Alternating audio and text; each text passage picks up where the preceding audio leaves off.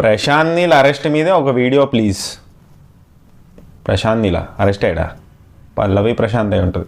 ఎట్లరా మీరు ఇంత లో ఐక్యూ అయితే ఎలారా మీతోటి? హాయ్ గాయ్స్, తెలంగాణ పోలీసులు 5 కేసెస్ ఫైల్ చేశారు భయ్యా. ఏంటి అది గారు ఎంత పని జరిగింది?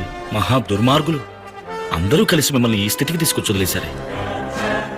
లోపలికి వెళ్ళి ఏం చేద్దాం అనుకుంటున్నారా? అది రాళ్ళు కొడతారా, గడ్డి పీకుతారా, బొచ్చులు గడుగుతారా? అగేన్స్ట్ పల్లవి ప్రశాంత్. దాంట్లో కొన్ని నాన్ బెయిలబుల్ కేసెస్ కూడా ఉన్నాయి భయ్యా. ఆర్టీసీ చైర్మన్ సజ్జనార్ గారు కంప్లైంట్ చేశారు. అసలు ఏం జరిగిందంటే సీజన్ 7 ఫినాలే అయిపోయిన తర్వాత పల్లవి ప్రశాంత్ ని బ్యాక్ గేట్ నుంచి వెళ్ళిపోమన్నారు భయ్యా పోలీసులు. ఎందుకంటే law and order situation create అవుతుంది, జనాల్ని కంట్రోల్ చేయలేకపోతున్నాం అని చెప్పి.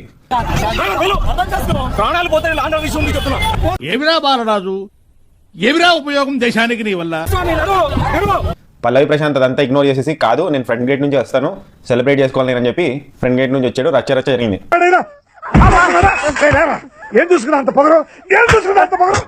అసలు బయట చాలా పబ్లిక్ ఉందని నన్ను ఇంకో గేట్ నుంచి బలవంతంగా కొంచెం పంపించారు.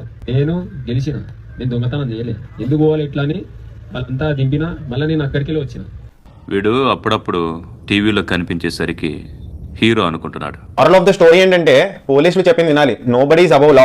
సెలబ్రిటీ అయినా కామన్ మ్యాన్ అయినా ఇష్టం వచ్చినట్టు చేస్తా అంటే కుదరదు. చేస్తారు.